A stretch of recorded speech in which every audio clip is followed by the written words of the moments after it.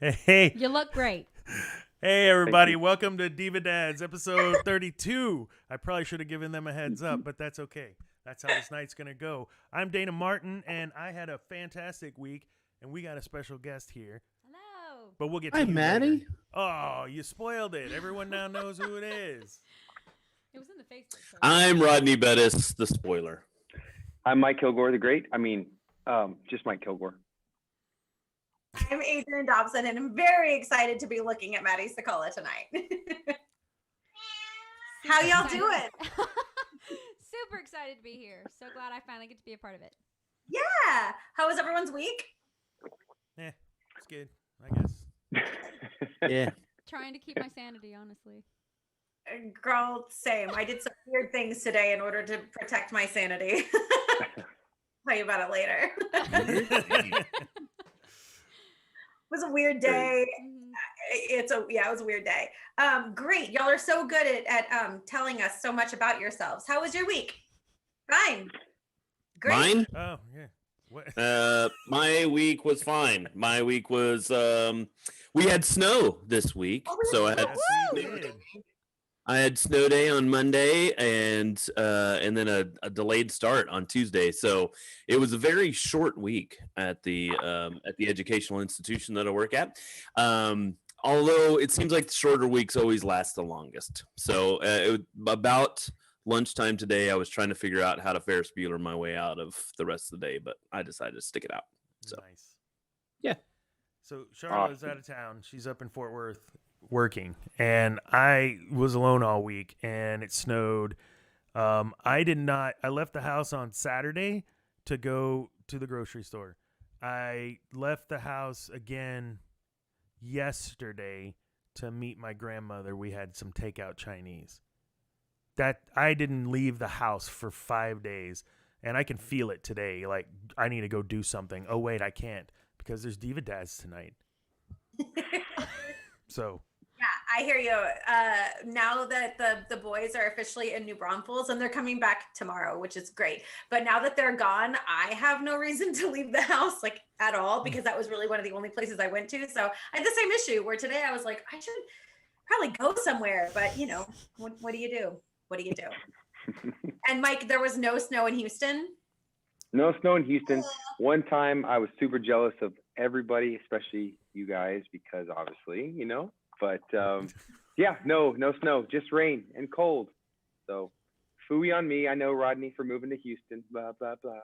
Well, I'm thanking you. You took, that curse of not good snow with you. So It was really appreciate good it, bud. snow. It was wonderful snow. It was like 3 days later, I still had snow in my backyard. Like, I haven't seen that since I lived in Oklahoma. One Yeah. fun fact, that was the first time that I'd ever seen snow. Oh, my gosh. Oh, wow. Yeah. That's unbelievable. I attempted to do a snowman, and it is a lot harder than it looks. So I just threw it. Yeah, it's been a while. I remember the last time it snowed here, but that was really nice because it just started and then it kept on coming. It was fantastic. And it was fluffy, and it stayed. Yeah, it was beautiful. It was, yeah. So on Sunday, when it started rolling in, is when I was taking down my Christmas decorations, and I like paused with this bare tree and took a picture for posterity's sake, or whatever, however you say that word, so that I had pictures on my phone of the timeline. It's snowing, and I've taken down all my decorations for Christmas. It was actually really sad. Charlotte wasn't here. I was all alone. I was like, I'm dreaming of a white Christmas. No, I'm not. Give me another beer. That's how the rest of the evening went. We're I gonna just think that on Christmas it was like 75. Oh, yeah, 100%. Yeah, on Christmas I was wearing shorts. Yeah.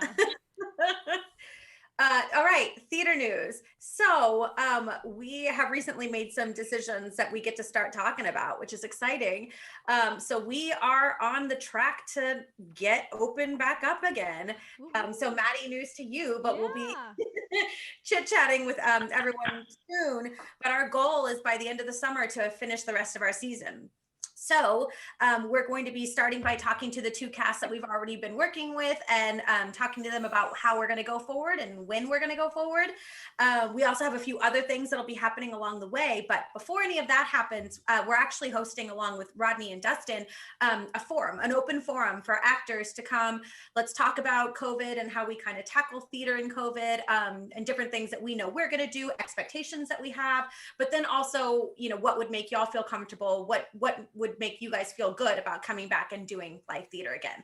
So that's coming next week. I'll have a Facebook event done by the end of the weekend. What's that face, Dana? What face? I don't know. Okay. Oh my gosh. I'm side eyeing because David Manuel he just always gets me with his puns. If you just look in the chat. Anyways, continue. That's all it was. I got distracted. Thanks, Shocker. David. Damn it. But, yeah, so cast of Tuck and It Should Have Been You. We'll be talking to y'all soon about how we kind of get this process started again. And then, like I said, there's some other cool special shows that we'll be adding in. We'll be adding them too, which is exciting and scary. And then I'm just going to go ahead and say it. We have an announcement ready to go, but we're going to be starting an after-school program for middle school and high school youth that I'm super pumped about. Debbie and I still have to work out registration and everything, but we'll be starting that in February. And I've been lining up some cool guest artists to talk to our awesome youth, and I can't wait. I'm very excited about it. Questions, thoughts, comments? Y'all ready for this? I'm ready. It's going to be a lot of work, if we're being honest. All the cast and crew of these shows are really going to need to step up and during this time and put in the effort to make sure that we can pull this off. We've done so much. I think the board and pieces of the board and committees have met more in the last 3 months than we have in a year. It's been insane. We're working hard to make sure that we can do this. And then, of course, that extends to all of our volunteers needing their assistance to make sure that we can do it. Yeah. Yes, Cody, Arn, even Dana. Okay. I'm just excited to be able to see everybody again. I mean, golly. You can't. Hold on. I'm slacking. I got Maddie here. That was a total diva burn. I'm kidding, Mike. I'm kidding. Side note, I still have your Christmas present in my car, Mike. And Cynthia, if you're watching or will watch later, yours is still sitting on the bar at the theater. Maddie, you were set to stage manage Tuck, right? With Sweet Riley? Yes. Yeah. That went downhill real fast. So we don't know what we're doing, but you know. No, I know. I think I can say, I think I speak for everybody when I say that I think, yes, it'll be a lot of hard work, but I think we're all looking forward to, 1, just being together, and 2, being able to perform and create and have an outlet again, because I think so many people are so frustrated. I mean, we talked about mental health earlier, but this is so important. This is so important for so many people, and I think that it's going to be wonderful to get back to it, regardless of how much work it takes. Yeah. And so we were talking about mental health earlier because we were talking about TikTok and what an asset it is to most of our mental health. And so I need everyone to also encourage Maddie Saculla to get on TikTok, not just for viewing pleasures because it's just such the happiest place, but also to start singing and doing whatever. And yeah, shout out to Casey Gilbert. I love her TikToks with the belting and what is it? Drinking and belting. Drinking and belting. It's lots of fun. Shout out to you, Casey. Yeah, and she sings a bunch of songs that I've never heard before. So it's like a class. It's like a master class on songs I have not heard from. Stuff you got to look up. So. Have y'all seen my new TikTok series? Oh yes. Do enlighten me. I filmed another one today that I'm gonna post. You seriously need to tag it as like furry TikTok, because I mean it'll like boost, like boom. That's a dangerous game. It is. I'm a little. Ask Mike. I mean, there will be people trying to DM you all over the place dressed like that. I'm fighting it off like crazy. Jeez. My word. Are you talking about the Barney one? Yeah. Okay. I'm with you now. Oh, Oh, I had kind of a callback to an earlier episode. Remember whenever Rob was on and we talked about the Bat Boy musical? Yeah. Okay, so I did some research on that thing. That is bat crazy. Like, have you read the synopsis on that thing? That is loco. I saw I got it years ago. Yeah, the just crazy. Like, but I'm excited to do it. So whenever it gets on the docket, like, let's bring it. Also, my sister-in-law, she bought off of eBay, I think, a Baby Bop costume. So I get to have a duet partner for my TikToks now. Oh my. That's cool. I'm so cool. Okay. Speaking of like batshit crazy theater, who's about to talk about this Roger Pine breakdown? Oh, that would be me. And anyway, he's no longer on the street. He's actually right behind us in the office. So he's breaking down Starlight Express. Roger, Wait. take it away. Is he really there? No. Oh, I was trying to. It was a fake tease. Man, I was trying to segue. Darn it. oh gosh.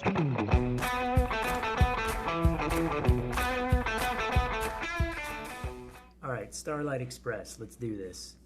I don't know where the running joke about Starlight Express between me and Adrian, I don't know when or where it started, but it's been going on for a lot of years. I have seen Starlight Express. It's an Andrew Lloyd Webber show. It takes place on roller skates and is known for having just incredible over-the-top production values. There's actually like a racetrack, and the actors on roller skates come up into and like behind the audience. They come up to like the balcony level, and plot wise, I mean, you're not there for plot. There is some like the characters are all trains, and there's like a big train David and Goliath type train race that happens, and you're kind of building up to that. But it's a pretty typical Andrew Lloyd Webber type show where 90% of the show is just the characters introducing themselves, and then he also mixes up a lot of genres like he likes to do. But I don't know, it's a great spectacle show. It's going to be hard for many people to see because it's complicated to put together, and so that was always, I think, part of the joke is like it would be impossible for us to do it at the theater company. But it's a good entertaining show, and I don't know, if you get a chance to see it, I say go ahead and buy a ticket sometime when it has the next revival somewhere. Have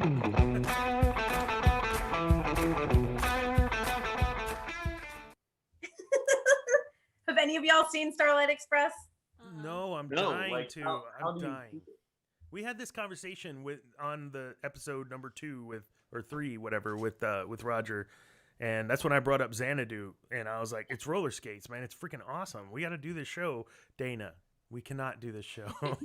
I have holographic roller skates, so I feel like that would fit right in. Holographic. Xanadu, totally doable. Totally doable. I would love to do that show. The Broadway version is fantastic. Cheyenne Jackson was actually just on Watch What Happens Live this week, and he talked about his little hot cutoff shorts with his rollers. Like, he still owns those. He was also like blatantly flirting with Andy Cohen. That was great. Starlight Express, I'm with Roger. I don't know how this little like thing started where it's just this constant joke between us. But the show is not good. Like, Andrew Lloyd Webber did some great stuff and then some really weird stuff. And this is one of the weird things. So I don't know why he likes it so much, because he's right. Like, there's roller skating, but I don't really know anything about it. So we're probably not ever going to do it. And I'm sorry, Roger. But Bat Boy, let's do it. Let's do it. Rodney, you want that's for whenever we, get that like alternate stage up, where we can do all the weird musicals on the side stage. Or we just take over. Where was there used to be a roller skating rink here. Where was that? Man, let's There's not. a church now, where Antioch Church is.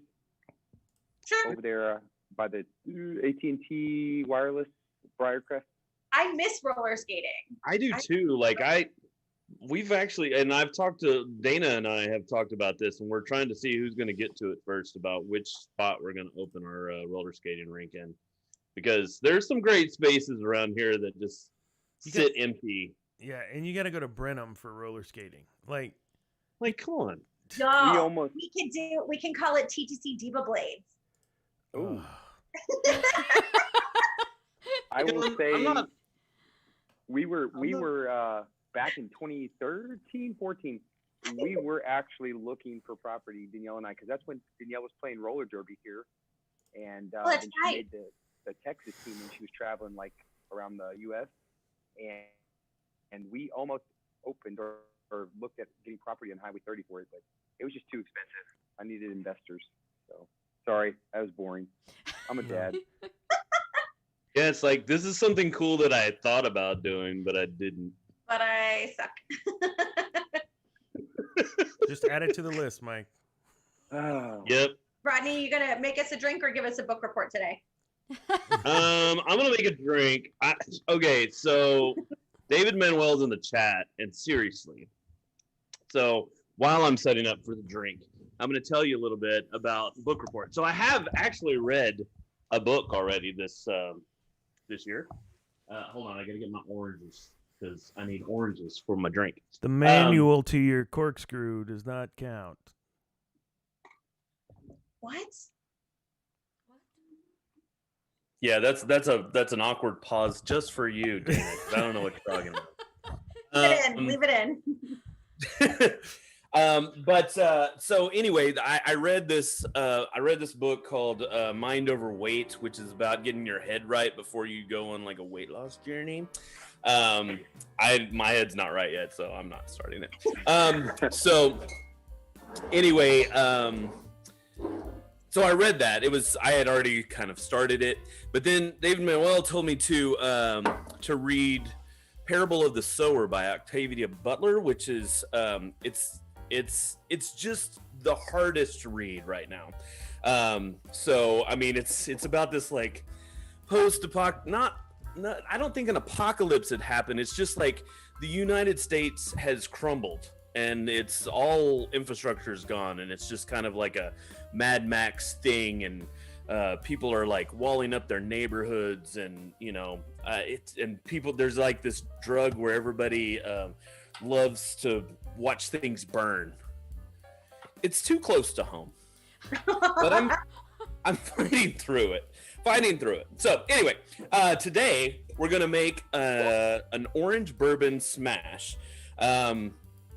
There's not really a theme other than, it's something that you smash and put in your mouth. So somebody once told me the world is gonna... Okay, I'm sorry. So if you didn't notice, I threw some oranges into the bottom of my cocktail mixer, and I'm muddling it.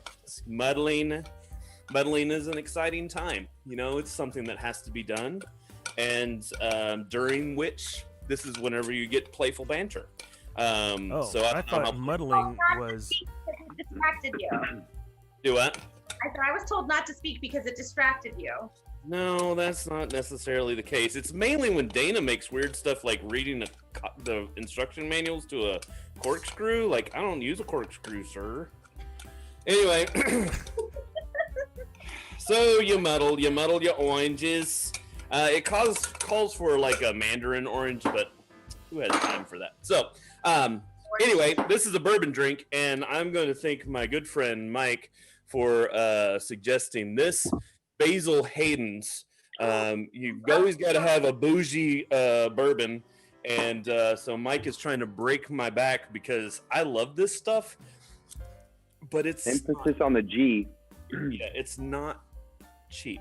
So anyway, I'm going to put an ounce and a half, basically a shot and a half of bourbon in there. And this is orange, so we're going to have some Grand Marnier. We're going to have half an ounce of that. This stuff is great. Like, I don't know if y'all have ever had this stuff, but it's great just Falsta's. It's also great when you're setting it on fire over desserts. Maddie, what are you drinking? Are you drinking? Yes. What you got? Ready. I'm being a good girl, calorie conscious, so I'm drinking Topo Chico and vodka. Hey! There you go. So I also added half an ounce of sweet vermouth, a couple of dashes of your orange bitters. Fill that sucker with ice. Because I forgot that.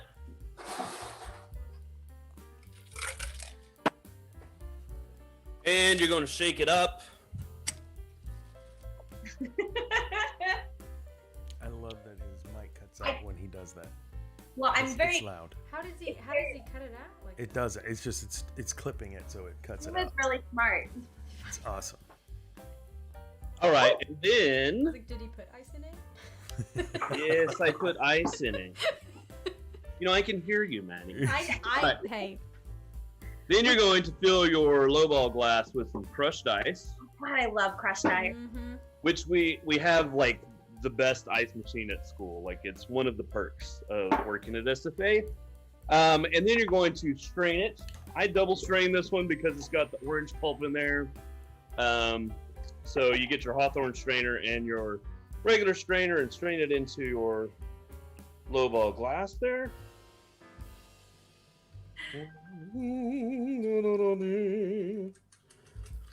And then you garnish with of course a little bit of your orange peel. And I'm gonna express some of the orange peel on here because Nice. it's Nice, fancy like that.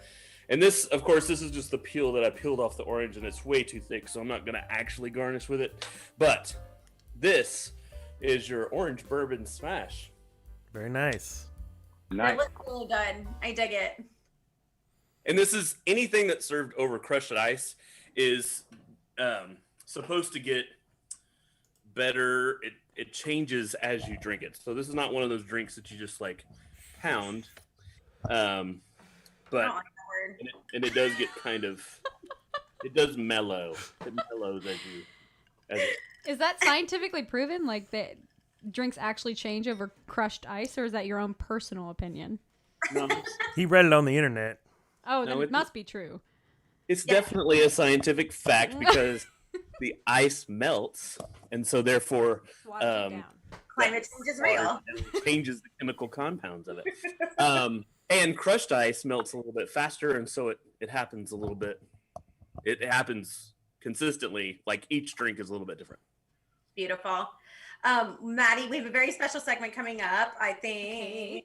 Yeah, this one is in honor of you. If you want to tell us a little bit about it, Dana. Oh. Yeah, so our When Kate Cries segment this week, she's going to be talking about Little Shop of Horrors. Oh, yay! When Kate Hey cries. everybody. We're here for a new segment of When Kate Cries, and I am going to be talking about a show that's near and dear to both me and Maddie Saculla, which is Little Shop of Horrors. That was the first show I ever did kind of on a whim after I stopped being an athlete in high school and just decided to try out for the choir musical at Bryan High. And somehow, I legitimately, this sounds like a humble brag, but I legitimately don't think I should have gotten Audrey, but I did. And the amount of tears I cried, one, getting to play that role, two, having people outside of myself believe in me, and three, getting to experience what theater is and how important and special it was, to my development even now. I don't know. I just feel like there's a lot to be said specifically about that show and its messages, and it has a really, really special place in my heart. And it was really cool to see Maddie and everybody get cast and get to do that show that's so close to my heart, from afar. And yeah, there were a lot of tears during that. Anyways, I hope you all have a good show, and love you all. When Kate cries. I love that. I mean, there's only certain people that will come on to a recorded, very well received, very well watched podcast like this one with a face mask on. And, I'm glad Kate's with us. We appreciate that.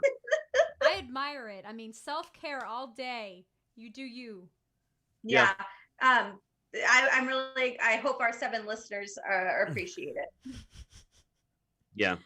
So Little Shop has been just front and center this week.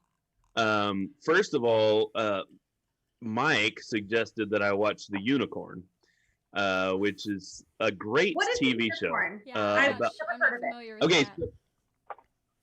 All right. So it stars what's his name? I don't know. That's like- why I'm asking. I'll find it. Hold on. Anyway, it's the guy. What I know him from is Sons of Anarchy. He played the cross-dresser in Oh, I Sons of love him. Yeah, he's awesome. He's also in the Marvel, like Ant-Man versus the Wasp. He's great. It's got Rob Corddry in it, and the other three actors are amazing as well. But but those are the kind of the two names in there. But the idea of a unicorn is somebody is a male, a single male who's like perfect in every way. Walton Goggins. Walton Goggins. Walter Goggins. Oh yeah, I had to see his face, but So- yes.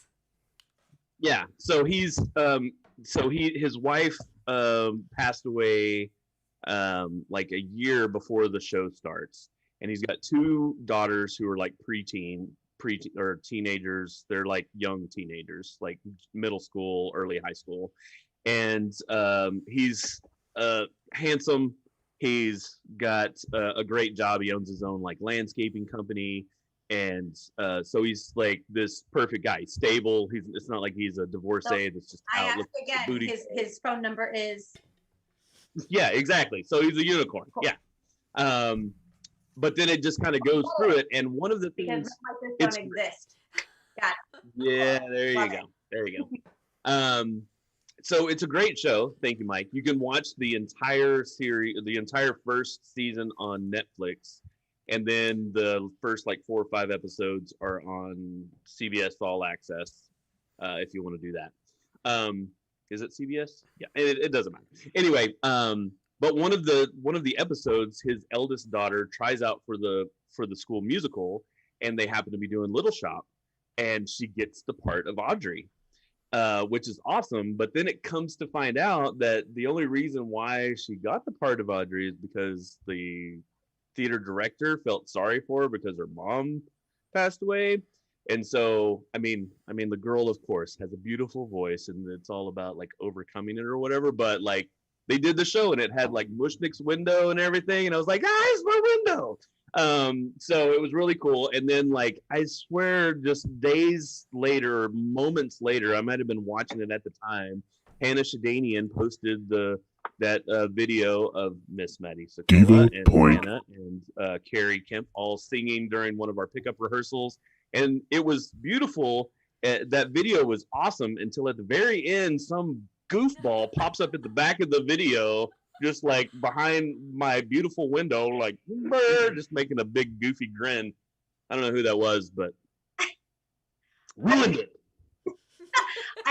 I'm so hung up on the concept of this show, and Maddie, I don't know how you feel about it, but like, we don't need to be reminded of the lack of stable, single, available men. Yes, as someone who has been single her whole life, you know, I don't need a reminder that I have yet to find one. So nothing. We know what the dating pool is like. Like the there's a bunch of TikToks of people going through their dating profiles, and then any of them from Texas and really anywhere, it's just a series of men holding dead fish, and I don't understand why they think this is. I mean, if you have a dead fish in your profile, bye. Like, no, thank you. Stop putting dead fish in your pictures. This is not making you attractive. So I went on my first and last date with someone that I met on Bumble, and the entire time, I kid you not, I cannot make this up, he talked about if Laffy Taffies and bananas would take over the world. What? And yeah. Did he have fish in his profile? No, but he was a good looking dude. We had good conversation before. I was like, all right, let's see how this goes. And then he brings and pulls that on. I'm like, what is happening? What is happening? Yeah, I hightailed it out of there as quickly as I could. Yes, so. There was a guy that I've been talking to on Hinge for like a while, and then like abruptly Monday have not heard from him since. I don't get it. It's How many? Did he find your TikTok He did account? not. He did know about it. He did know about it. No, I don't know what it.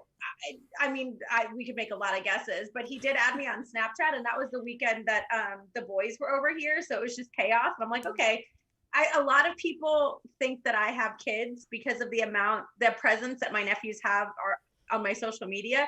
I definitely had a guy that was like, "Oh, looks like you're a great mom," and I'm like, "I'm not." Thank you for the compliment. Bye. Holy moly! How many platforms is there, like Hinge and Bumble and Fumble and? The limit does not exist. Yeah, it is endless. I got you. Yeah. And I they am all on have different. Snapchat They all now. have different usage too. Like Yeah. I think Facebook tried to do one. That was I never should have signed up for that one. But Facebook did one. There's Hinge. There's Bumble. There's Tinder. Why are you the looking list at goes me? on and on. I don't know what I'm these are. counting. I'm counting. Great conversation. My mom is telling me I did tell you to stop the Barney TikToks.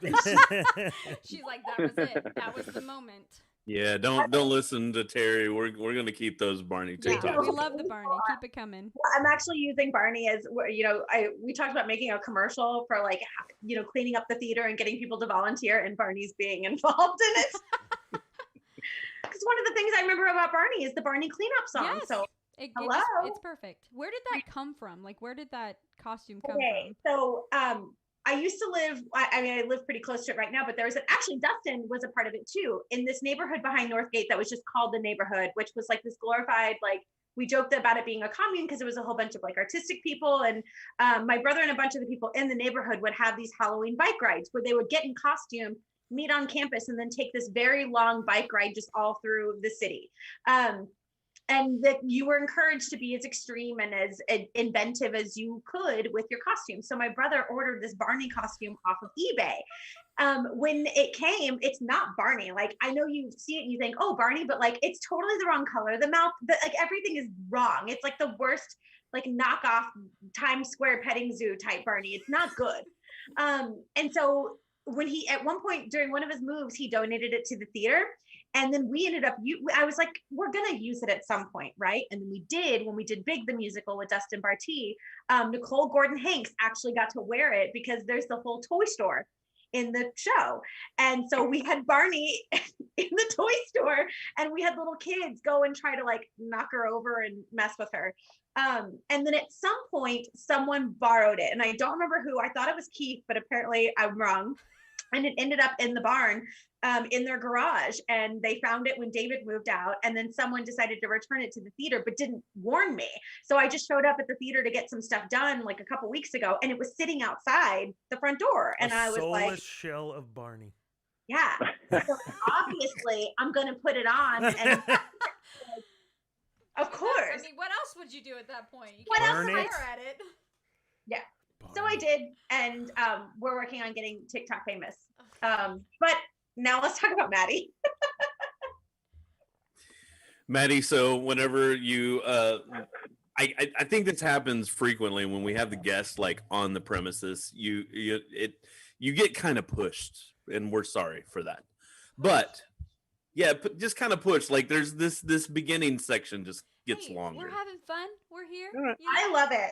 I'm glad you like it. It's happening. Oh, she didn't get pushed, guys. I will tell you this. I can neither confirm nor deny she may have an invitation waiting for her to a special group because she happened to possibly mention it.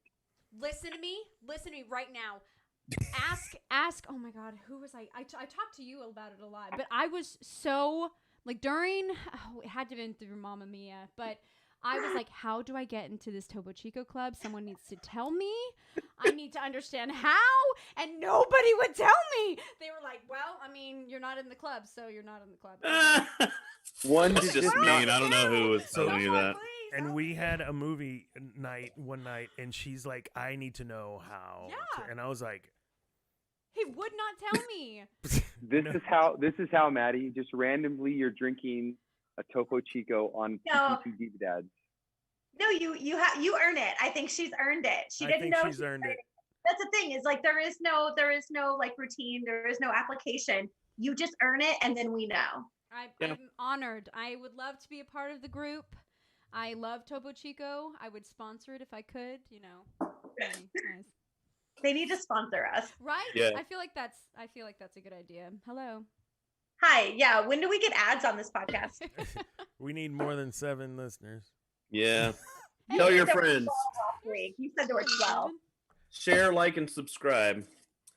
Okay, Maddie. So let's get this out of the way. Here we go. As the reigning voice of BCS, is there anything that you have to say to those in your kingdom, in your purview? Gosh. Okay. I'm not prepared for this. I really, I mean, where's my tiara? I mean, Oh, my nothing. Okay. Yeah, fine. where's her tiara? I can Yeah, knight you Dana. with a lightsaber. I mean, that's. So I definitely didn't expect to be the reigning champ, given that I won it in 2019. But you know, such is life in 2020. But you know, all I have to say is that I never would have made it through what seemed like the longest karaoke competition of my life, because not only did I do it once, but I did it twice. And I don't regret it. The ending result was great, but you know, I never would have made it without the support of my subjects. So thank you. Thank you. Can confirm the longest freaking karaoke competition of all time. Yeah. I came almost every time for the first one because Yes. it was from Keith. When you decided to go back, I was like, I will support you in spirit. I will not. I didn't even want to support myself, honestly. It was just like, money was on the line. I was like, can I go first? Because I got to get up at 7 o'clock in the morning. Yeah, and it wasn't even that I didn't want to go sit through it again, but we were so ticked that you didn't win the first round. I mean, one night when I think it was the final night, I had too much to drink because of the typo. And they like eliminated Maddie, and I was like, this is stupid. Like, perfect. I was so mad because it was ludicrous that you didn't win and that Keith wasn't like up there too. It was ridiculous. Well, Keith actually won or got second place the He first got, like, time. second. Yeah, But it was. Yeah. The first time I was real bitter. It took a lot of convincing from both Jai and both of them just had to convince me. Like, no, just come back. And I'm like, can I go first every night? Because that's the only way I'm coming back. And they're like, we'll work with you. And I'm glad I did it. I mean, in the end, again, I did end up winning, and it was great. I got to perform, I mean, a little bit more, and I don't like karaoke at all, because I feel like when you go out for karaoke, you expect people to be really bad, and you expect people to just, like, it's entertaining, but when you go up there and you actually have a voice and you can sing, they're like, who is this? Get her off the stage, you know? And so I don't like karaoke, but that was at least somewhat fun throughout the process, and it was nice to win the money. I mean, I'm not gonna lie.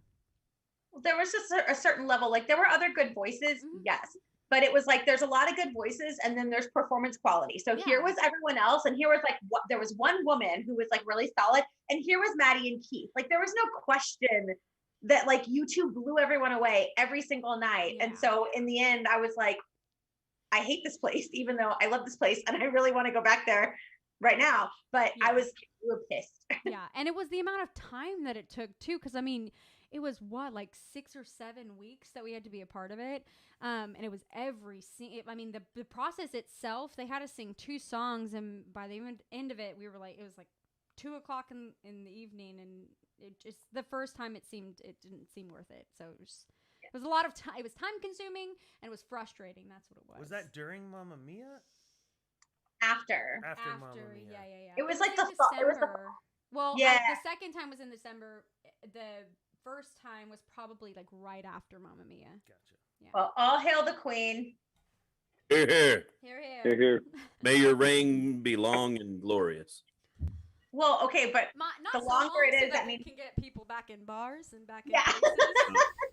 I'm okay with vaccine. if it means that we can go back to a gay bar and dance. Here we go. Crazy. All right. So Maddie, honestly, this next question, you described exactly what the competition was about and what it was like. So I figured I can just insert my own question / statement, because I am a diva, in place of it. No, actually, so you mentioned about like a surprise karaoke moment. So yours obviously wasn't at all a surprise karaoke moment, but the first show that I was with you was Rock of Ages, and you got, of course, waitress number 1, and Adrian and I know Dana and Rodney now know, like, for theater, for me, when I'm like spectating, there's like, it's all about the moments, right? And so I don't know if it really caught up to me during like the practice, but when we started the dress rehearsals and you came to that part where Madeline is, I guess, at like a telephone and you're basically at the diner or whatever.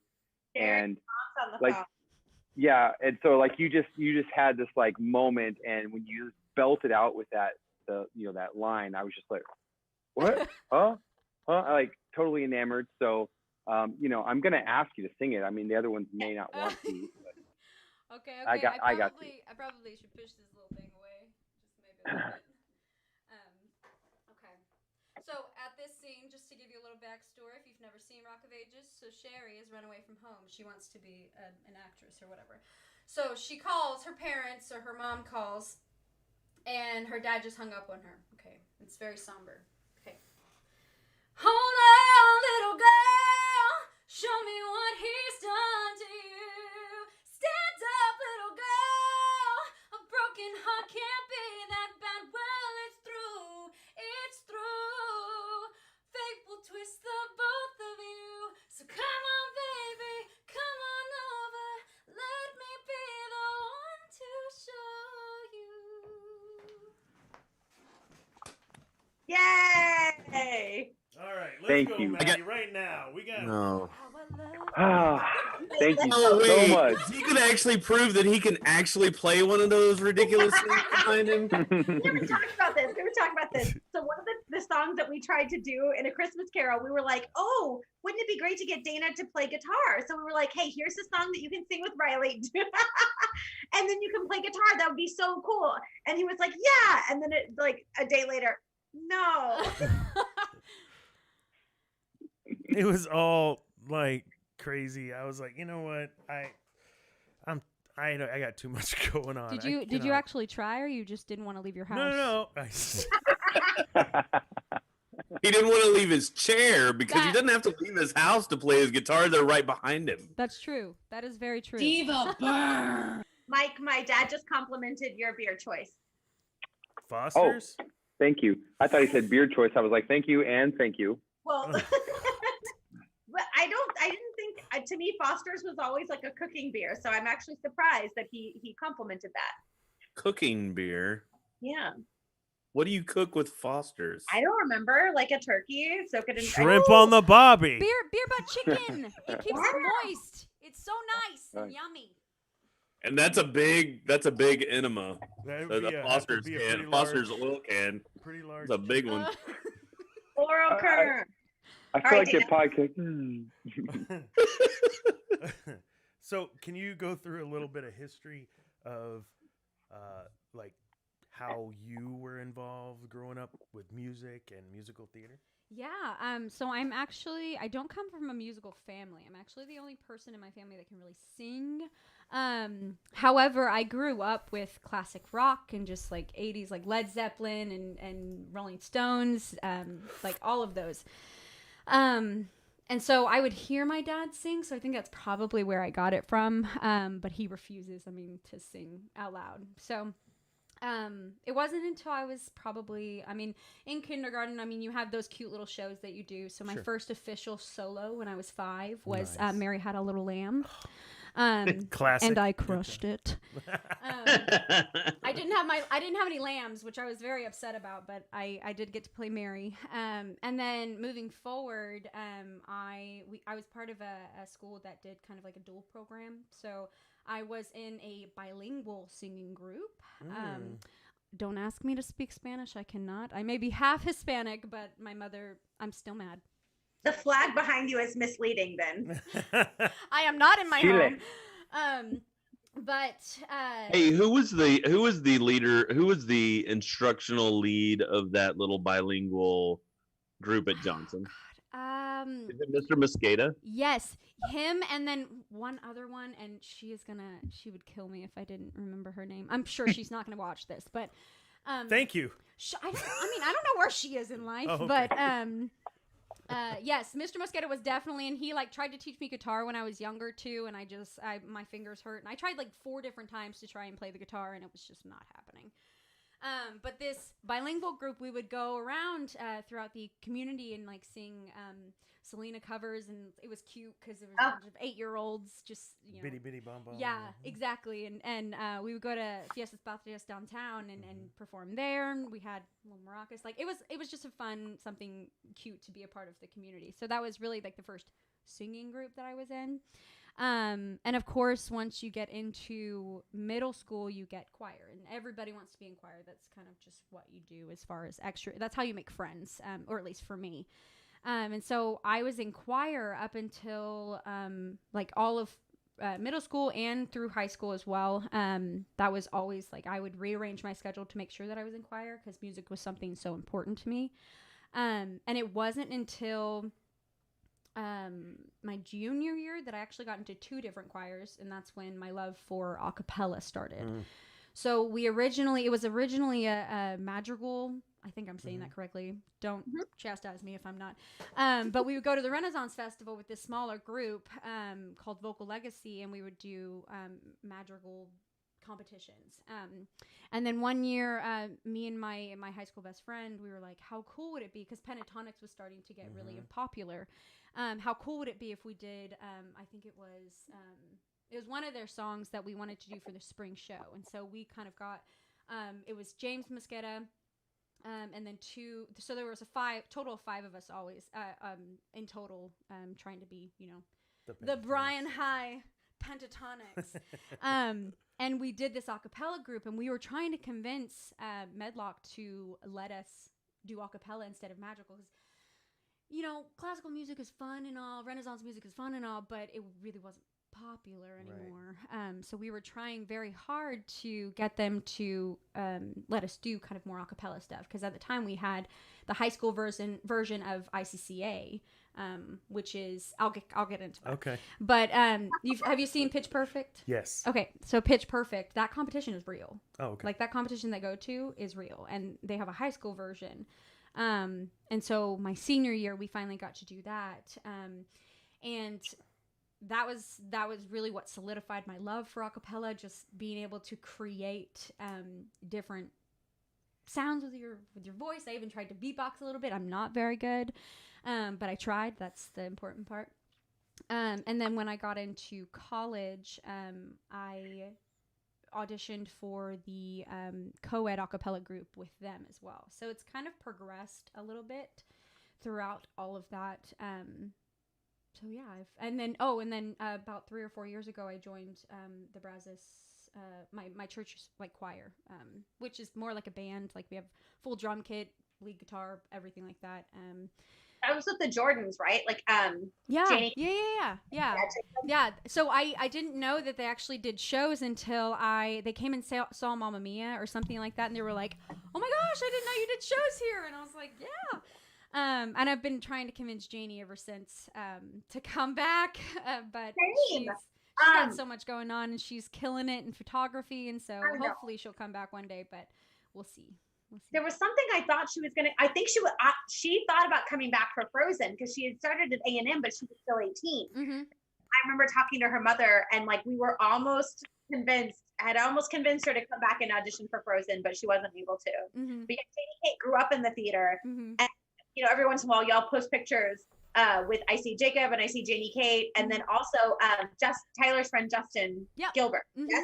So fun fact, in Hardchord Dynamix, so that's where I met a couple of the people that I'm still currently friends with, and that's where I met Ben Ikuagwu. He was one of my very first friends in college, and he and I, of course, there's always some healthy competition when it comes to vocalists, so we always butt heads in the beginning, but I think both of us just very much respect each other as artists, and we were able to help push each other and grow.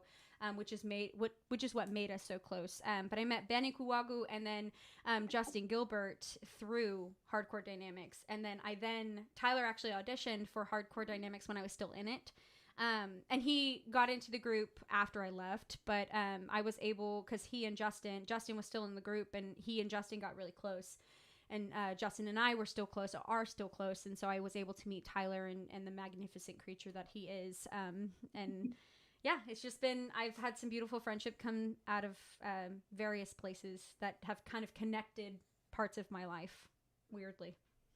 Awesome. Mm-hmm. So you talked a little bit about music. Tell us about your musical theater experience. Yeah. So I started my first musical was in my freshman year of high school. So I did Crazy for You. And that was the first time I had ever done musical theater. It was heavy tap, and I was not a dancer. I'm a very clumsy person. If any of you were in Rock of Ages during a rehearsal, I literally slid 10 feet and just like movie style fell backwards. So I'm not I'm not graceful at all.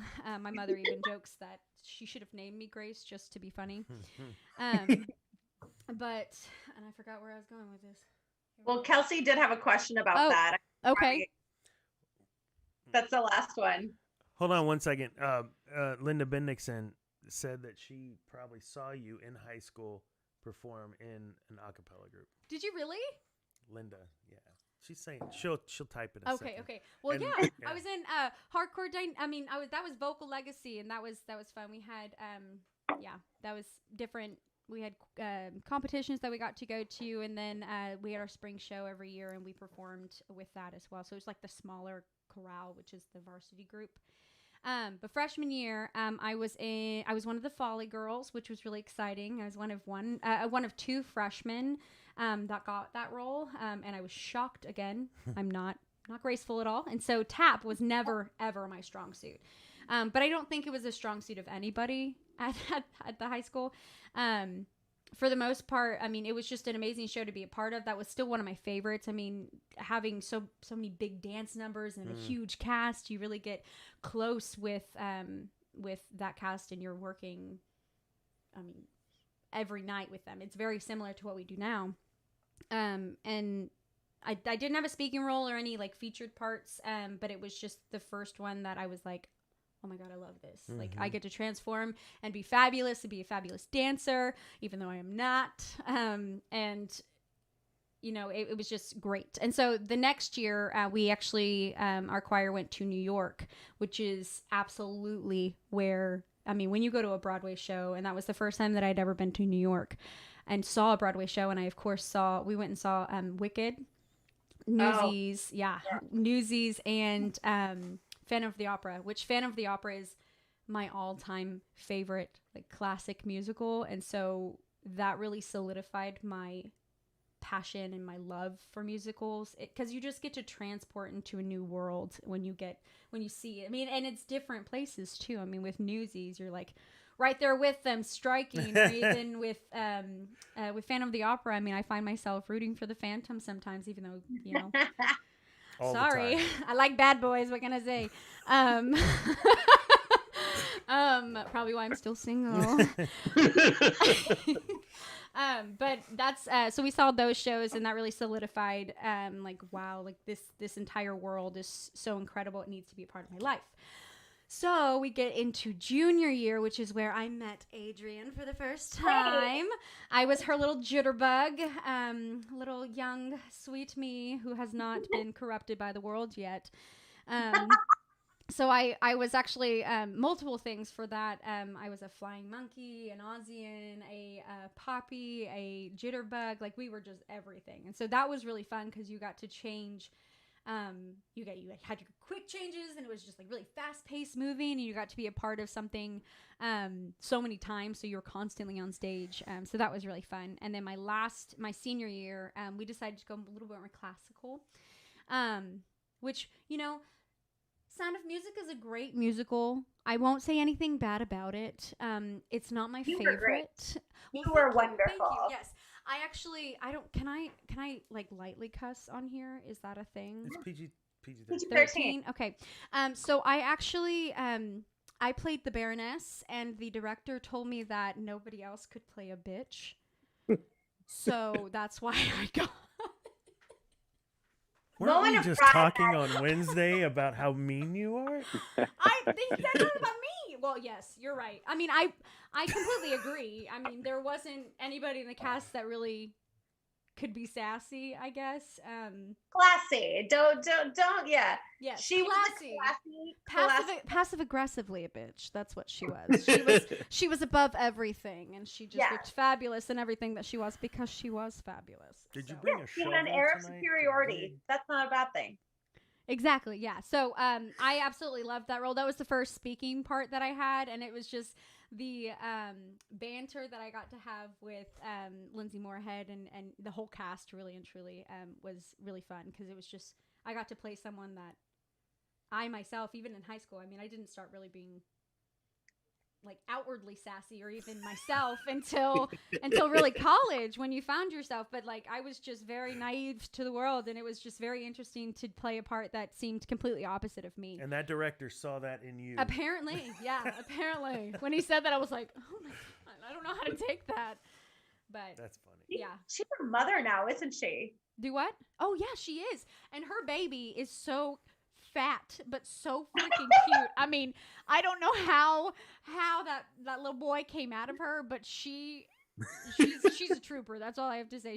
That little boy is so stinking cute. So stinking Her and her cute. sister Ashley were munchkins when in the like 2002 production of Wizard of Oz that I was in. My first show with the theater company, they were munchkins, and like the fact that Lindsay is now a mother is just very disorienting to me. Yeah. My mom always likes to remind me that at my age she was pregnant with her third child, and I said, no, I'm not ready. I'm not ready. Yeah, no. But then we graduate high school, and I was finding every single excuse in the book to not come to TTC, just because like I never had time, I had to work, I had school. It was just, there was always something. Until I went to, so I started off, and I think this is probably a later question, but I'm going to keep going. I started off at A&M as biochemistry. I realized very quickly that I don't have the drive or the motivation to be competitive in as a doctor, you know, like it was just that you had to eat and breathe and sleep. That kind of That's not you. School. That's not me. That's not me. I like to have fun. I like Not to be judging. spontaneous. It's not you. No, I know you have to know your strengths and your weaknesses, and science was not my strength. And I realized that very quickly, thankfully. So I moved into more psychology and kind of went through the waves of figuring out what I wanted to do. And I always, back when I was younger, I really wanted to be a dolphin trainer, because who doesn't? And that was, I was like, okay, I'm going to do it. I'm just going to, they don't make a lot of money. And I think when you're young, you just want to make a lot of money, or like when you're getting into college, you just want to make as much money as possible. And I just thought, like, that's no way to live. So I decided to go with my passion, which was animals, and I wanted to do like animal training.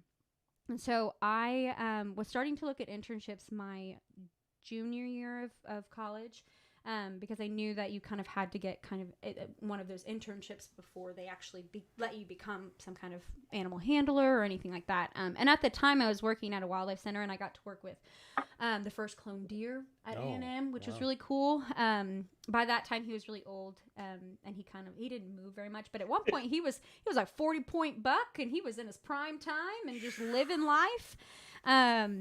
And I got to work with some ostriches, and I actually have an ostrich egg that I was given when I graduated. But I got to work with exotic animals, and I thought that was just so cool. No. Although it can feed a family of 4. Yeah. Yeah, and they're very expensive. But I did drain them because they weren't fertilized. So right. That's why I was asking if you ate it. No. Oh, okay. But disappointing. Moving on. Sorry. So my mother went to, I always wanted to work with marine mammals like dolphins. So my mother went to she was like traveling up the coast with my aunt, and she went to the Georgia Aquarium, and she was like, oh my gosh, you have to, submit an application. I was about to say audition. You have to submit an application. And I didn't think, because at the time is the #1 aquarium in the U.S. And so I was like, there's no way I'm going to get it. And lo and behold, I didn't get dolphins, but I did get pinnipeds. And so I got to go to Georgia for 4 months and work with sea lions, which was really fun. I was about to Google that. I didn't know what pinnipeds was. Oh, yes, sea lions. So the scientific word for sea lions. Which was really, really fun. I mean, who can say that they've been able to work that close with with a sea lion before. But during that time, and I know this is a long story getting to the point of my musical, but this was the time when I didn't have a musical outlet, which is my point. And then I came back and I was like, all right, I'm pursuing music. Let's go. Let's do this. And about halfway through this summer, Ben was in Beauty and the Beast. And he was like, at one, I was kicking myself because I missed that audition. But two, he was like, come see it, come see it. And I was like, of course. And so I go see it, and it was just absolutely fabulous. He was fabulous. Again, I love you, Ben. If you ever watch this, I freaking adore you. But towards the end of it, I was like, wow, that was fantastic. Like, it was, y'all really brought the show to life. And he was like, you need to audition. I was like, well, I mean, I don't know. We'll see. I like, again, trying to make sure that I make every excuse in the book. But I noticed that it was Rock of Ages next. And I grew up on 80s music, and I was like, all right, I'm going to do it. I'm going to get the money that I need to save up. I took a month off of work, which was scary for sure. But I got to do Rock of Ages, and it absolutely solidified it for me. Like, I was done after that. I was like, this is what I want to do. This is where I want to be. And then I've been in the shows, as many shows as I can be ever since. My dad has a correction from something you said earlier. Oh. He said there is no classic rock from the 80s. No. There is 80s music. There is no classic rock from the 80s. I do Yeah, apologize. the 80s was only 20 years ago. I do apologize. No, your math there, educational doctorate. Also, Mike, I do have a correction. He wasn't complimenting your choice of beer. He was complimenting the fact that it was 24 ounces. So. Oh, Well, you think you I were was talking about his complimenting my beard? beard. Oh. Did you just Yeah, unbutton Dana, another 20 button? In my defense, though, What? I didn't even hear that. Probably for the best. Yeah. Okay. Okay, so I got the great pleasure of being able to talk with you yesterday, Maddie, and you ran down the list of the shows that you've been in. Mhm. So you started with Rock of Ages, as Yep. you just said, and then you said that you worked as an assistant stage manager for Rocky Horror. I'm guessing 3. Is that right? I think so. Okay. And then you were in Mamma Mia, and then you were in Rocky Horror 4 as Phantom, and then Little Shop of Horrors, and then Rocky 5 as a Phantom again. So I see a trend here. So Rock of Ages, and then Rocky Horror. Mm-hmm. And then you go from Rocky Horror to Little Shop of Horrors. So you see how you like steal a word from one show, and then you go to you have that word in your next show. Mm-hmm. So if you're going by this trend, what's going to be your next show? How's your next show's going to line up? Big Little Lies, the musical. Rock of Horrors. Just No. combine it all. We're doing No, a mashup. I think Big Little Lies, the musical, would be fantastic. Oh, There's the heck whole Elvis undercurrent. So it'll be like all shook up, but like really dark. Let's do it. Let's write it. There you go. So does it have to be like the word, or can it be like a theme? Well, It doesn't. so I was doing some research today. I knew that I needed to help you out on this one. Okay. So if you use the word little, Okay. then Adrian, help us out. What shows have little in them? Little Women. Little Women. There's Little Women. There's Little Prince, Little Princess. Little Nicky. There's one that the theater company did not too long ago with Adrian Rao and some other people. Best little. Whorehouse in Texas. That would be Yeah. great. Maddie There's a the crap out of some Jewel. Oh, Yeah, there's grandmother- a my grandmother actually was like, "You need to go audition for that," and I was like, You should have "What?" You should have. We had so much fun in that show. It was weird because we've done the show twice. The first time it was like a huge hit. Mhm. The second time, like I swear, it's the same damn season ticket holders, but everyone was scandalized the second time we did it. God. You know the story. It's like right down the road. Why are you surprised that there's whores? Yeah. Weird. Yeah. No, but I was just shocked. I mean, my grandmother loves Dolly Parton, so she was like, "You have to go do it." And of course, at that time, I wish Oh my God, I wish that I had been a part of Little Shop many years ago. I mean, Little Shop, TTC many years ago, so that I could have been a part of a lot of the shows. I actually saw Bye Bye Birdie. I had to go see. Yeah, that was really sweet. I think I saw. I'm trying to remember who was in it. Wasn't Christina in it? And Bye Bye Birdie? Freeman? It was me and Paul, and then Cassidy. Cassidy James, who was our Mary Poppins, Abby Oxley was young Kim. Okay, yeah. There were a couple of faces that I finally got to like meet in person. I was like, oh hey, I think I know you. But that was always fun. Yeah. But I honestly, I mean, if we're doing like a theme, maybe I can do like period pieces, like Little Women or Natasha and Pierre and Jekyll and Hyde. Catherine Thomas has suggested a little night music. Yeah. I don't even know what that show is, but that one didn't come up on my list. But Dana, you should know one that should come up if you think about your Disney trip and how creepy your Disney trip is. The Little Mermaid. Oh, no joke. Before the show started, his Are you really gonna do this? His brother-in-law Spill the sent him tea. a picture, like a coloring book of a mermaid, and I was like, "Aw, it's not Little Mermaid," and he was like, "I'll make it look like her." Dana, this is not a good look for you. Like, you keep making the jokes. I feel like you bring it up half the time, and like this isn't good. Look, it was awfully sketch because I get this No, random you are email awfully sketch from Explaining my brother-in-law, makes it worse. and he's like, "I thought of you," and I open the PDF, and it's a color page of a mermaid on a rock. I'm like, "Wow, amazing!" I have a problem. And you immediately colored her hair red. No, not yet, but I will. As I'm saying, he gets that voice. He's like, "I'll make it look like her." That sounded like the voice from that. What's that show? With that serial killer guy. He's like, "I will fix you," or "I will," Dexter? whatever. I Is don't it know. Dexter? No, Army not Hammer? Dexter. Were you talking about the Army Hammer stuff? No, it just came out. Oh, it's with this like weird guy, and he's like, Linda he's serial killer. Bendixson has the perfect mashup: Little Mermaid Whorehouse. No, Little Horror House. Little Horror House. You can't read very well. You have to put mermaid into No, anything. it says Little Mermaid Whorehouse. It But here's the does thing: not they're already say. in like bikinis. How much more can you Oh, get? true. Like, No, this is Adrian's like, veto now. limit. We need to move on to Line. the next question. Crossing please. it. No, but I've got a few more. I got a few more to throw in here because you could also Annie used to be Little Orphan Annie, so you could use little there.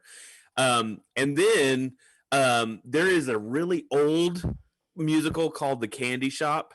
Adrian, are you familiar at all? It was like in the early 1900s by John Golden and Heathers. yeah, That's and what I thought of. I was like, take you to my candy store.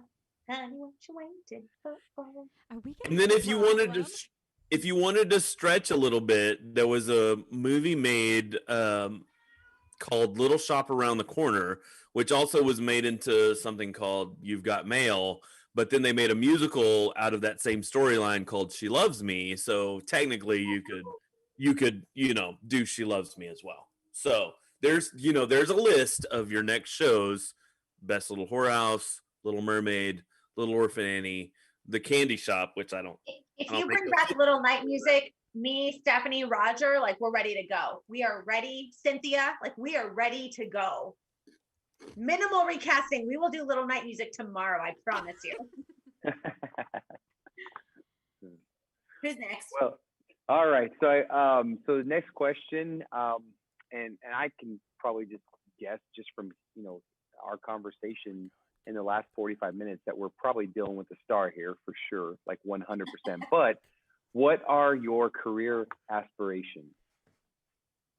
So I actually I'm in pursuit of New York. So I'm leaving fall of next year to go do it and just go for it.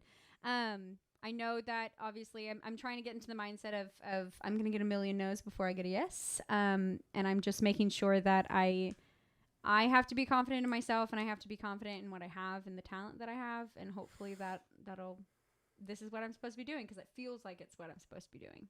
So Here's hoping. It's the stretch too. When Whoopi was like, if you wake up in the morning and the only thing you can think about is singing, then you're supposed to be a singer, girl. Here we go. So fingers crossed for that. Lots of prayers for me, or send up high hopes. I mean, there's a whole lot of optimism right now, I think, when it comes to theater. Like, one, hoping that people just are smart and take care of themselves, but also like knowing the vaccine is out there. If everything goes, even close to the way we think it's going to go, like even Dr. Fauci said that fall is when he thought that theaters could start opening up. I mean, like theaters in like New York and stuff like that. And, it's interesting because not everyone, different theaters are looking at how to open. Again, not us, but like New York, do you wait till you can have a full house? Do you open slowly? For us, we're going to open slowly. That's what we can do. But it's really interesting to look at what the West End is doing and what Broadway is doing, because they're figuring it out and like announcing openings, but also side note closings. Like Mean Girls is another one that just bit the dust. That being said, like it's going to go on tour. I did not know that.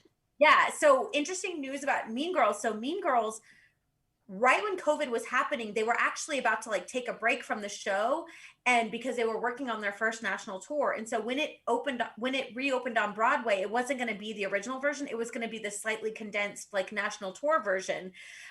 So they were already in rehearsals for this slightly different version of the show. And then because of COVID, they shut down. But the hope was always that they would be able to get back into it. And then they're not. And it's sad because you don't know if the producers finally pulled the plug or if the theater pulled the plug on them, because you just don't know. But the cool thing about if you go into New York is that there's such a great like safety net there of people, like so many people there that, can offer you advice, people that have been working, people that have been auditioning, people that can like, talk to Kate Mitchell, because now she's just opened a second location for this coffee shop she's been working at. Oh. Yeah, there's so many like safety ropes up there. And I think that's why I have the confidence now to kind of do that, because I do have such an amazing support system, not only here, but there as well. I mean, obviously my family is terrified, and I myself am a little bit terrified, but I think it's very high risk, high reward. High risk meaning like I still have people out there that are supporting me. So, hopefully it'll go well. I do hope that Broadway opens as quickly as possible, and that people get to go back into the theater and go into this world and transport into a different world, that kind of they're allowed to get away from what's going on in their life and what's going on in everyone's life. And I think that musical theater is so important in that aspect as well. So having that open, I mean, and Mean Girls is one of those things where I feel like, I mean, there are going to be that musical will get revived somehow, some way, and maybe I'll be a part of it. Who knows? Hello. Yeah, that was one that surprised me, because I saw it, because there's a lot of shows, and we talked about this at some point. There's shows that you see on Broadway that are just like magnificent and things that you just have to like revel in and just love. And then there's certain things that you see and they're like, oh, we can totally do that. Like when we saw Pretty Woman, it was like, oh yeah, we could totally do that. Like take away some of the nudity. Like this is such a great theater company show. Not like porn movie, but like there are shows. Side boob. There you go. Excellent. Mean Girls was one of the shows that I didn't think was going to be very good. I was like, this is going to be a show where I'm going to look at it and decide how we get to tackle it, because that's a show we can do. And then I watched it and I was like, holy cow, like, am I crying at Mean Girls? Like, what the hell? It's really well done. It's like Tina Fey's husband, and it's brilliant. No, I completely agree. I mean, and it had to live up to such a huge, like, monumental movie. And so the fact that it was the same and different in many ways, I thought it was fantastic. And I thought that just the concept and the actors that they had and the way that they kind of have dialogue, and the whole thing is wonderful. And the movie is dated now. Like people didn't have cell phones, like social media wasn't a thing. So when they did the musical, so many things had to be kind of retooled. Yeah. Okay. Question. So your differences and similarities between doing shows at the theater company versus high school. Yeah. So obviously I had a little bit more. Hey Beth. So the fun thing about her is that we've kind of grown up together, and I got to do high school shows with her, and then moving into what we do now. And she is fantastic. She is so wonderful at her job. So many people. She's just fantastic. But I would say, the similarities for sure. I mentioned earlier, you are with these people for at least a month to 2 months while you're going through rehearsals and doing the show. And you really get to be tight with those people, and you get to form connections that are like long lasting. Long lasting. He gave me a place to live when I was homeless for 3 weeks. So talk about a great community. But it's the same with high school too. I may not be friends, or I don't talk to those people on a regular basis, but I always have and share those memories that I had with them in high school, which I think is very similar to now. We may have people that move on, or new people coming in, but we always have those memories that we share with the people a part of that specific cast. The difference is, I think I finally came out of my shell. I used to be really shy in high school. Like, I had enormous stage fright. You laugh or you give me that face, but I would terrify. I couldn't even sing the lyrics. I would just shake. That's all I would do. And so I wasn't able to find my voice until really college. And that is a huge difference. Having the confidence and the drive and the passion to kind of take a role and make it my own, or even I got more stage time in with all the theater company shows that I've done than I did in high school. So it's having dialogue with people, and with Little Shop specifically, that one has such a amazing closeness to my heart, because that was the first time that I felt like I was able to take full creative control of a role. And I feel like I'm sure Keri and Hannah think the same thing. With our trio, we were able to really play off of each other, play off of the other cast members, but we became really close because we had to figure out what our dynamic was and what our creative control was, and even pushing ourselves as artists, which I didn't get that in high school. So that's why Little Shop was such an amazing show for me in particular. I'll save some commentary on Little Shop and Mushnick and those three hoodlums later. In the dentist, he was awesome. In the last in the After Dark. But I will say, I've mentioned it on the show before, one of my favorite moments at TTC was waiting to be spun around inside Mushnick's flower shop, and y'all come out right at the beginning and you start singing Little Shop, Little Shop, and I was like, I remember the first time just being like, what the hell is this? This is amazing. And then everyone else joins in for Skid Row, and it's like for me, I wasn't even on stage. It was just being a part of that it was insane, and of course, hearing you. So I still get chills. Those harmonies. We worked so hard on those harmonies and making sure that the group was together. Hello, Keri. Hi. Oh, you hear me talking about you? The other one's on her way. Oh, here she is. Hi. Hi. How are you? Oh, I'm good. You're a gamer. Hello. Hello, surprise. Oh my gosh. What? I've been gushing about y'all. I don't know if y'all have heard anything, but yes, I've been gushing about both of you. Oh, I love that. You literally were talking about how, what it was like working with the trio. And I was like, she doesn't know that they're about to come on. I didn't. I had no idea. But I think, y'all definitely chime in, but that I'm serious when I say that show is probably my favorite, and I miss it the most just because of the dynamic that the three of us had, and the creativity and the control that Adrian gave us to kind of make it our own and make it different. Yeah, I totally agree. You can't come on here without a demonstration.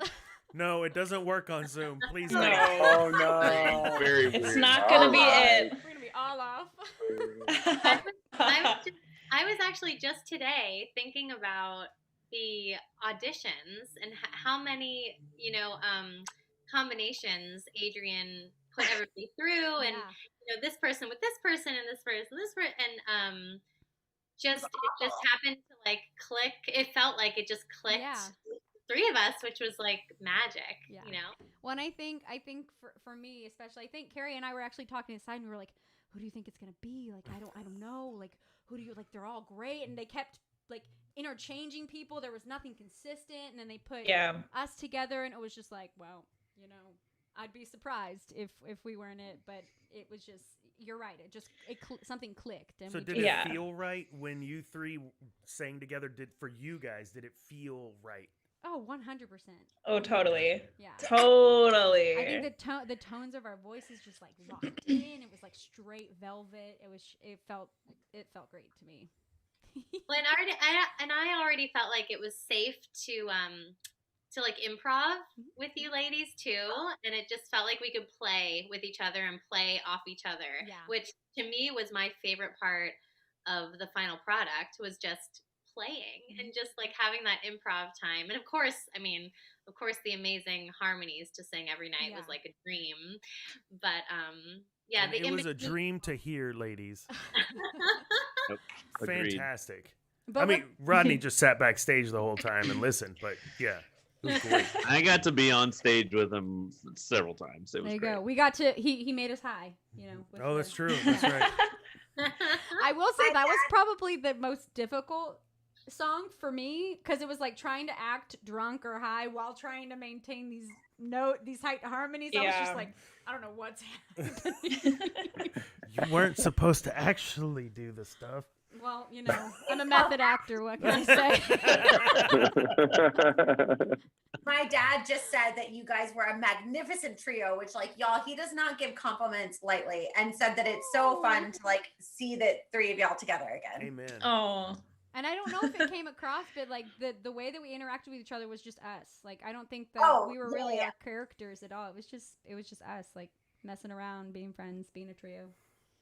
I mean, like you guys have said, like those auditions, and we've talked about it before, were some of the most competitive auditions we've had in a very long time.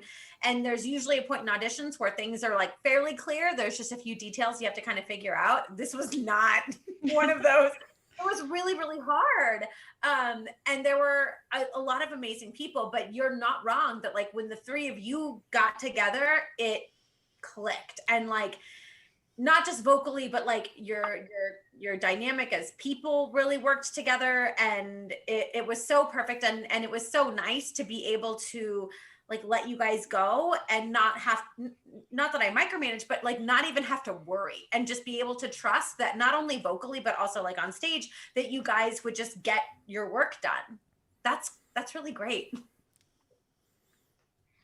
Agreed. Yeah, I love y'all. I miss you. The attitude from these three ladies was phenomenal. Like that's what I remember so much about watching, like before I would come on, and you know, the times whenever I was backstage or whatever, I was like, just the sass and the attitude is just like on point. Like it was beautiful. It didn't stop backstage either. We kept it going.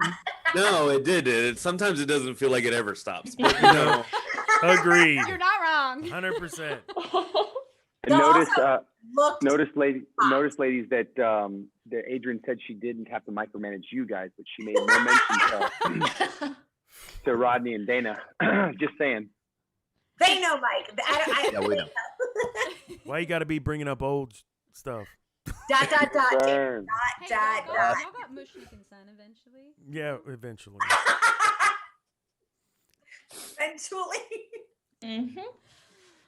That was a tough number because I'm old and don't move like I used to. Okay, hold on. Shiloh has just a quick question, and I'm gonna do one part now, and we'll save the rest for after dark. But Shiloh says, Maddie, do you have a favorite song that you just love to sing your heart out to? So I just recently introduced Dana to my idol, which is Shoshana Bean. Yes. Oh my God, everything she does just melts my soul. And I love everything that she does, but my favorite song that just like, I mean, it doesn't matter where I am, it's a bop, like I'm gonna move, and that's Strange Thunder. Yeah, that is my song. And if I could do karaoke for it, I totally would, but nobody has that karaoke version. She's incredible, and I love that song, and it will forever be my favorite. Dana, you're a Taylor Swift fan, right? Not so much anymore, but yeah, okay, I guess. So Shoshana and Cynthia Erivo do a duet of like, no, something bad. We watched it. We watched it last night. Don't tell people what I'm watching at home. There's people I know that watch this. No. You forget that I still see your YouTube searches. That's not a good thing. Oh yeah, probably not. Probably not. It's definitely not. But yeah. Okay, before we wrap it up, Keri and Hannah, do y'all have any questions for Maddie? Oh my goodness. I wasn't prepared. Keri, do you have a question? It's hard because I don't know what questions have already been asked, so I don't want to like repeat something. Appreciate you tuning in. Oh my God, I was eating dinner. She has to. Some people work. Okay. Some I people have my game. own channel, Dana. No. What was your favorite song from Little Shop to sing with me and Hannah? Oh, that's so hard because there's so many different aspects of each song. Right. Honestly, probably the ending because we were just like slap you in the face, just like I don't even have words for it, obviously, but it was just the harmonies and Peoria and it was just it was lit. Yes. Yeah. So Rodney and I in the wings backstage before we came out, while y'all were doing that, we'd be like. Just freaking throwing to that song because you guys were just like mic dropping that kind of stuff. It was so good. Well, I don't know loved it. I don't know about y'all too though, but that song pushed me the most too because it was just like so large and so big and so tight that it was like we hit it or we don't. That's yes. It. Well, y'all did. You always hit it. You always hit it. And also it was at the end of the show, of course, when we've been like belting our faces already, and then it's like, oh, one more. Yeah, exactly. And Hannah's in the stratosphere. I don't know how you did it every night. It's so crazy. my uncle, who most of you have met, he actually stopped by the after party that time. He's been to the shows that I've been in. He said after that show, he was like, "Damn, who are those girls?" And he's like what, y'all watching Kinky Boots? I ain't watching that crap. Like, he's that kind of guy. Musicals. But he thought you three hung the moon. He was like, I have never seen anything like that. These people are from here? I'm like, yeah. And they're staying here? No. No. They're not all staying here. And some of them go and come back, and one's going to leave. And I don't know, maybe one of them might stay for a while. Thank you, Keri. We got two of them for a while. Oh, wait. Well, but Hannah, she goes off. Is she going to go off again? Is she going to come back? Like, what's happening? Theater's not happening in Boston right now. She's all right, here. So we're good. We got Hannah then, too. All right. 2 out of 3 ain't bad. Meatloaf. All right. Oh, God. So, we've got several more questions. So please stick around for Dads After Dark. We did not get to everything we needed to because I talk a lot. It was great. It was a great show. Thank you so much for being here, and thank you too for joining in. That made my night. That was awesome. So wait, before we wrap this up, I've got something. So Maddie, quit touching the microphone. You're killing me. I've got 2 things. First of all, you inspired the most words out of Mike Kilgore of any guest that we have had in the entirety of like these 32, however many shows. So, maybe. So thank you. I think it was partly because I buy insurance from him, but you know. Oh, thanks. Wow. Mike is the king of I bring nothing to the table. I'm here to look pretty. I adore you, Mike. Thank you so Diva much. burn. No problem. All right, on that note, Join us for Dads After Dark. You'll see the link in Facebook, Instagram, whatever. I don't know. You'll see it in a minute. Thank you guys for tuning in. Maddie, thank you for being a part of the show. And Bye, you guys. too, Hannah and Keri, thanks for joining. I Y'all have a love good y'all night. so much. I miss you both. Miss you. Oh, same.